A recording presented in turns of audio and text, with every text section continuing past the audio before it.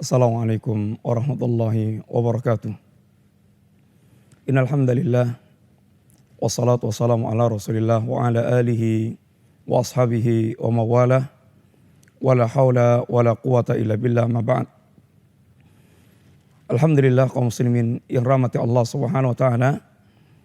Kita kembali berjumpa dalam kajian silsilah akidah, kajian dasar-dasar agama seorang muslim, yang selayaknya seorang muslim dia mengenal dasar-dasar agamanya, karena dari situlah dia membangun semua cabang amaliyah agama dia, yang tidak akan manfaat seluruh amaliyah dia apabila tidak berdiri di atas akidah yang sahihah, akidah yang lurus. Pada pertemuan yang lalu kita telah sampai pada pembahasan dari mana kita membangun akidah, dari mana seorang muslim dia membangun akidahnya, dari mana akidah itu dia ambil di tengah-tengah kenyataan umat. Banyaknya pemikiran-pemikiran yang aneh yang mereka juga mengatakan akidah, akan tapi ternyata ketika ditelusur akidah mereka dia bangun dengan semata-mata akalnya. Sebagian mereka membangun akidahnya dengan semata-mata perasaannya, sebagian mereka membangun akidahnya dengan mimpi-mimpi, sebagian mereka membangun akidahnya dengan ilmu kasyaf, dan di antara mereka pula ada yang membangun akidah nampaknya dengan dalil akan tapi dengan hadis yang dhaif dan maudhu', hadis-hadis yang palsu. Maka telah kita sampaikan bahwa seorang muslim dia punya kewajiban membangun akidah di atas kitab dan sunnah, Al-Quran dan sunnah, karena itulah jalan yang lurus. Akan tapi perlu kembali kita tegaskan dan kita tekankan fenomena zaman yang realitas menunjukkan benarnya sabda Rasulullah SAW bahwa umat ini dia terpecah belah ke dalam berbagai macam firqah pemikiran, kelompok-kelompok yang memiliki pemikiran yang menjadi dasar agama mereka, yang dengannya mereka membangun agama mereka. Maka ada sebuah kunci yang sesungguhnya telah diajarkan oleh Allah Subhanahu wa taala dan Rasulnya sallallahu alaihi wasallam, yang itu merupakan kunci lurusnya kita di atas agama Allah Subhanahu wa taala. Ketika kita bertanya pada sekian banyak firqah-firqah dan kelompok-kelompok yang ada di tengah-tengah kaum muslimin, apakah Anda membangun akidah Anda, apakah Anda mendasarkan agama Anda dengan kitab dan sunnah? Tentu mereka akan mengatakan, iya, kami membangun agama kami dengan Quran dan sunnah. Akan tapi kemudian ketika kita melihat kenyataan hasil pemikiran mereka, buah pemikiran mereka yang berkembang menjadi amaliyah agama mereka, maka sungguh kita melihat kenyataan yang pahit, betapa sangat tajamnya perbedaan antara kelompok muslim yang satu dengan muslim yang lain. Perbedaan yang terkadang tidak mungkin ditemukan. Kaum muslimin rahmati Allah SWT. Maka ketika kita melihat kenyataan bahwa ternyata orang memahami Al-Quran dan Sunnah bisa menghasilkan perbedaan-perbedaan yang sangat jauh dan sangat diametral,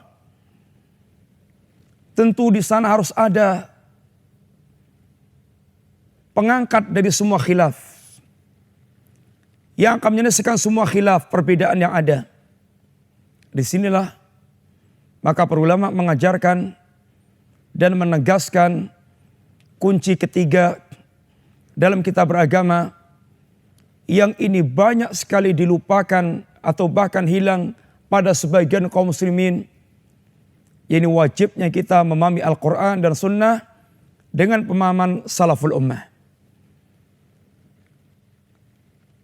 Siapa itu salaf? Yang mutlak menjadi rujukan bagi kita. Yang salaf maknanya pendahulu, generasi terdahulu. Secara ringkas, Maka yang dimaksudkan salaf adalah as-sahabah radhiyallahu alim jami'an. Para sahabat radhiyallahu alim jami'an. Tentu pertanyaannya, dari mana wajibnya kita mengikuti para sahabat Nabi radhiyallahu alim jami'an? Sehingga menjadi sebuah hal yang menenteramkan bagi kita. Memang itulah jalan yang harus kita tempuh. Ma'asyiral muslimin rahimani wa rahimakumullah. Para pemirsa yang rahmati Allah Subhanahu wa taala. Kita selalu dan senantiasa berdoa kepada Allah Subhanahu wa taala. Bahkan dalam sehari semalam tidak kurang dari 17 kali kita mengatakan ihdinas siratal mustaqim. Ya Allah, tunjukkan aku jalan yang lurus. Kita sangat ingin seandainya kita berada di atas siratal mustaqim. Dan siratal mustaqim telah dijawab oleh Al-Quranul Karim. Bagaimana seorang atau apa itu as-sirat al-mustaqim? Apabila kita rinci as-sirat al-mustaqim, yang pertama Al-Quran. Sebagaimana ayat yang telah kita bacakan, ucapan seorang jin mukmin ketika telah mendengarkan Al-Quran. Ya qaumana inna sami'na kitaban unsila min ba'di Musa musaddiqan lima baina yadayhi yahdi ilal haqqi wa ila tariqi mustaqim. Wahai kaumku, sesungguhnya aku mendengar kitab yang diturunkan setelah Musa, yang ajarannya membenarkan apa yang diajarkan Musa. Yang kitab ini yahdi ilal haqqi, menunjukkan kepada al-haq, wa ila tariqi mustaqim, dan jalan yang lurus. Al-Quran adalah as-sirat al-mustaqim. Demikian pula as-sunnah. Ayat yang telah kita sampaikan, innaka latahdi ila sirati mustaqim. Ya Rasulullah sallallahu alaihi wasallam, benar-benar Anda menunjukkan manusia kepada jalan yang lurus. Sehingga as-sirat al-mustaqim yang kedua adalah as-sunnah. Lalu dari mana kita mengambil as-sirat al-mustaqim yang ketiga adalah pemahaman para sahabat Nabi radhiyallahu alim jami'an. Ayat berikutnya ketika kita telah mengucapkan ihdinas siratal mustaqim siratal ladzina an'amta 'alaihim, yaitu jalannya orang yang kau berikan nikmat pada mereka. Alladzina an'amta 'alaihim dijawab oleh Allah dalam ayat yang lainnya, ini minan nabiyyin wasiddiqin wasyuhada wassalihin. Mereka adalah ulaika alladzina an'amallahu 'alaihim. Mereka inilah yang telah diberikan nikmat oleh Allah Subhanahu wa taala. Ini berada di atas jalan yang lurus. Nabi, maka dia adalah Rasulullah SAW yang Allah berikan wahyu, menyampaikan risalah. Kemudian siddiqin, sidik-sidiknya umat ini, paling sidiknya umat ini Abu Bakar As-Siddiq radhiyallahu anhu. Syuhada, mereka adalah diantaranya Umar, Utsman. Kemudian salihin, semua para sahabat dan semua yang mengikuti para sahabat. Kenapa ini? Atau kenapa sahabat merupakan generasi yang layak untuk mereka dikatakan di atas siratal mustaqim? Allah Subhanahu wa taala sendiri pula yang telah mengatakan bahwa para sahabat telah mendapatkan predikat-predikat yang pasti mereka di atas siratal mustaqim. Dalam surat Al-Hasyr, Allah bicara tentang muhajirin, Allah bicara tentang ansar. Orang muhajirin Allah katakan dengan ungkapan ulaika humus shadiqun. Mereka itulah orang yang telah jujur dengan keimanannya. Orang ansar Allah katakan dengan ulaika humul muflihun. Mereka itulah orang yang telah beruntung, telah sukses dengan mereka, dengan agama mereka. Tentang mereka semuanya Allah katakan pula, ulaika humul mu'minuna haqqan. Mereka itulah orang mukmin yang sebenarnya. Dan predikat dalam sekian banyak ayat yang semuanya alamatnya adalah para sahabat Nabi radhiyallahu anhum jami'an. Demikian pula Rasulullah SAW telah mengatakan tentang para sahabat dengan kalimat khairun nas qarni, sebaik-baik manusia adalah manusia yang hidup pada kurunku, mereka para sahabat. Sebaik-baik manusia. Sehingga Allah SWT menjadikan mengikuti sahabat kunci kita di atas jalan yang lurus. Dan menyelisih sahabat adalah kunci kesesatan kita dari jalan yang lurus. Sebuah ayat yang layak untuk kita renungkan bersama-sama. Ini firman Allah SWT. Wa may yushaqiqir rasula min ba'di ma tabayyana lahul huda wa yattabi' ghaira sabilil mu'minin nuwallihi ma tawalla wa nusrihi jahannam wa sa'at masira. Barang siapa yang dia mendurhakai Rasul setelah jelas baginya petunjuk.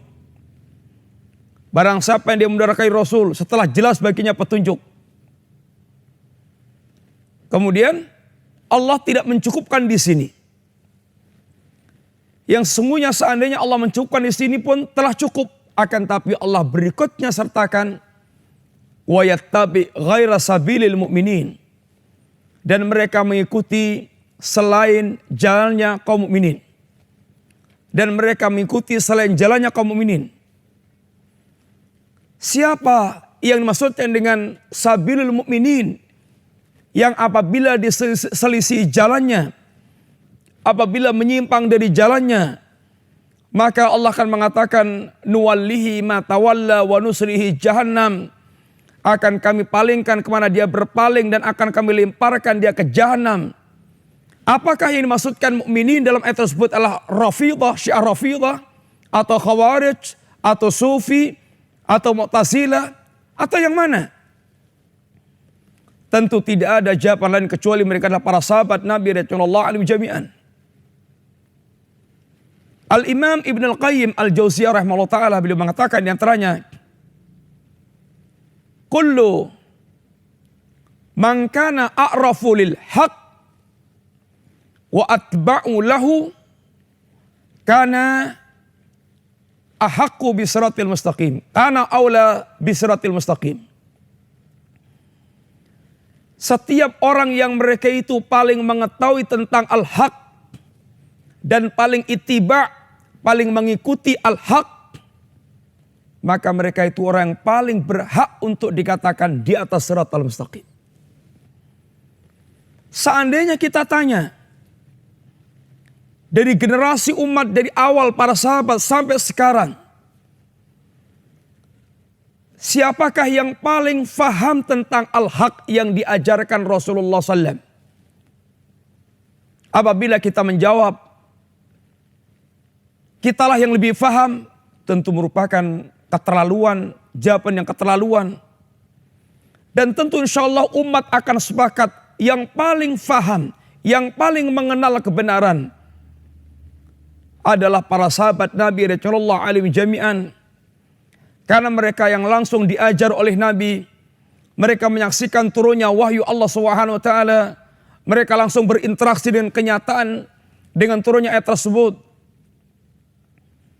Dan ketika ditanya siapa yang paling atba', siapa yang paling mengikuti tentang ajaran Nabi SAW, tentu tidak ada yang menjawab kecuali yang paling ittiba, yang paling mengikuti kepada Nabi adalah para sahabat Nabi radhiyallahu anhum jami'an.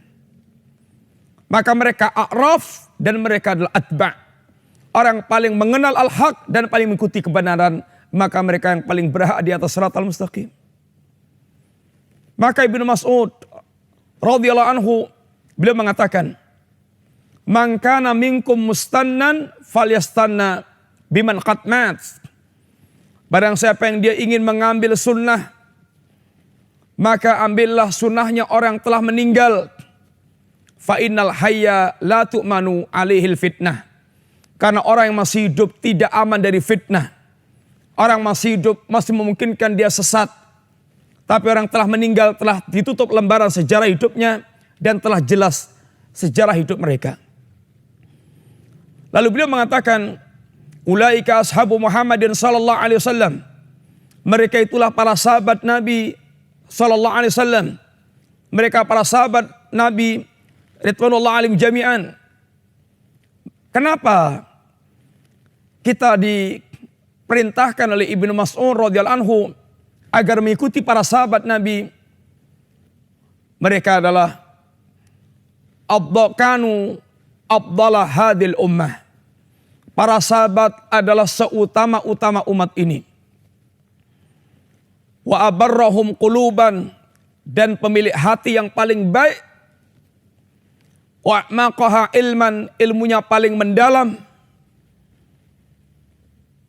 Dan wa aqallaha takallufan, dan paling sedikit dalam mengada-ada. Ikhtarahumullah li suhbati nabiyhi, dan Allah telah memilih para sahabat untuk menemani nabinya. Wali iqamati dinihi, dan menemani nabinya dalam menegakkan agamanya. Sehingga menemani dakwahnya, menemani jihadnya dengan segala yang mereka telah lakukan, dengan segala peluh mereka, dengan segala harta mereka, dengan segenap jiwa mereka. Mereka telah bersama Nabi dalam memperjuangkan agama tersebut. Maka kata Ibnu Mas'ud, fa'rifu lahum fadlahum, kenalilah keutamaan para sahabat.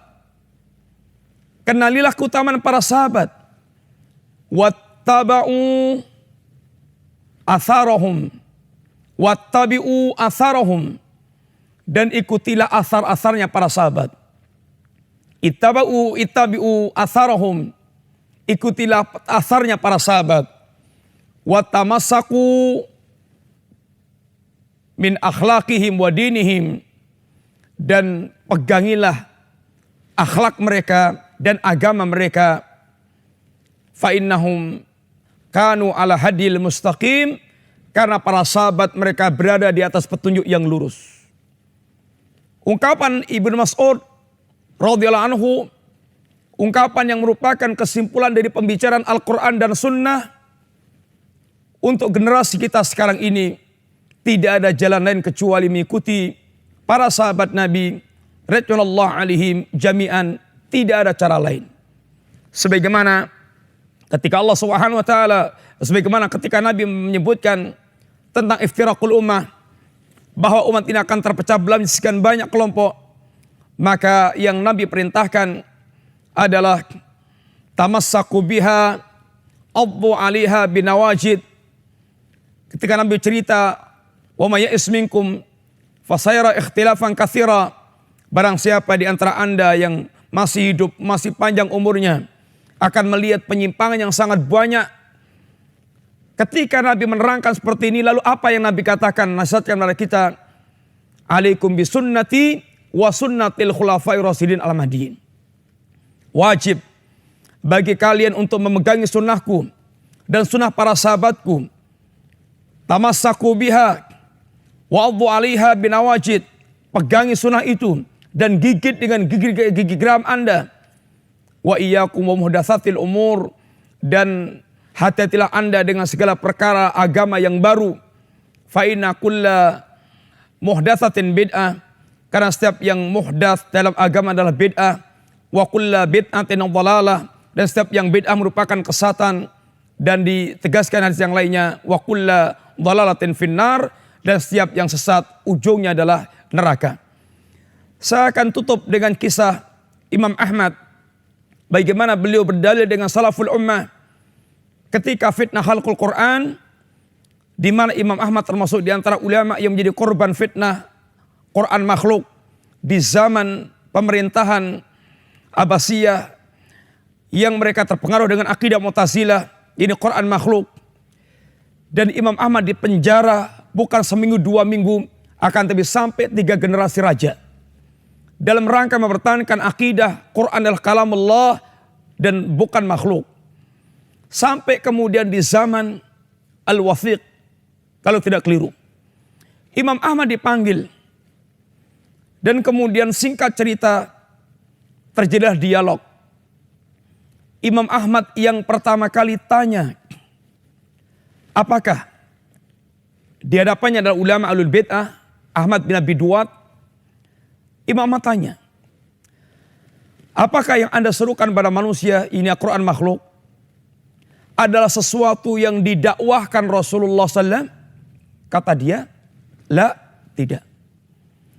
Apakah yang Anda dakwahkan pada manusia Quran makhluk didakwahkan oleh Abu Bakar As-Siddiq? Kata dia, la, tidak. Apakah yang Anda dakwahkan Quran makhluk sesuatu yang didakwahkan oleh Umar bin Khattab? Kata dia, la, tidak. Apakah yang Anda dakwahkan Quran makhluk sesuatu yang didakwahkan oleh Utsman bin Affan? Kata dia, la, tidak. Demikian pula Ali juga tidak. Maka kemudian Imam Ahmad tinggal mengajukan pertanyaan. Sekarang pertanyaannya, apakah mereka itu mengetahui Quran makhluk dan mereka diam? Ataukah mereka tidak mengetahui? Kalau seandainya kalian mengatakan Nabi, Abu Bakar, Umar, Utsman, Ali, mereka mengetahui Quran makhluk dan mereka diam tidak mendakwahkan, maka tentu kita lebih layak untuk tidak mendakwahkan. Dan tidak akan terjadi seperti yang Anda lakukan, memaksakan orang untuk berkeyakinan Quran makhluk. Itu seandainya mereka tahu dan mereka ternyata diam tidak mendakwahkan, maka kita lebih layak untuk tidak mendakwahkan. Akan tapi seandainya Anda menjawab mereka tidak mengetahui, lalu Anda dan kawan-kawan Anda mengetahui Quran makhluk, Luqa ibn Luqa, kata Imam Ahmad, alangkah bodohnya dan alangkah ini bodohnya Luqa ibn Luqa. Alangkah pandirnya. Nabi tidak tahu, Abu Bakar tidak tahu, Umar tidak tahu, Utsman tidak tahu, Ali tidak tahu. Anda dan kawan-kawan Anda tahu Luqa ibn Luqa. Maka begitu Al-Wathiq mendengar dialog Imam Ahmad dengan Ahmad bin Abi Duat, dia langsung melompat ke kamarnya sambil menutupi wajahnya dan kemudian ketawa. Dan kemudian dia pikirkan di kamarnya bahwa seandainya Rasulullah, Umar, Utsman, Ali tidak tahu, lalu Anda dan kawan-kawan tahu Luqa bin Luqa, maka mulai saat itulah kedudukan mereka jatuh di mata raja. Dan saat itulah pula Imam Ahmad mulai mendapatkan kebebasan dan dibebaskan dari cengkeraman selama ini yang disiksa dikarenakan menolak akidah Quran makhluk. Masalah muslimin, dari sini kita mengetahui betapa kita wajibnya untuk kembali kepada pemahaman salaful ummah dalam rangka untuk kita tetap lurus di atas shiratal mustaqim. Karena barang siapa yang mereka menyimpang dari mengikuti jalannya para sahabat, maka sebagaimana Allah katakan, nuwallihi matawalla wa nuslihi jahannam, akan kami palingkan kemana dia berpaling dan akan kami lemparkan dia ke jahanam, alias mereka akan memasuki lorong-lorong kesesatan. Mudah-mudahan Allah SWT menjaga kita semuanya untuk lurus di atas agamanya dengan mengikuti Al-Quran dan Sunnah dengan pemahaman para sahabat. Radhiyallahu anhum jami'an. Wassallallahu ala nabiyyina Muhammadin wa ala alihi wa sahbihi wasallam. Assalamualaikum warahmatullahi wabarakatuh.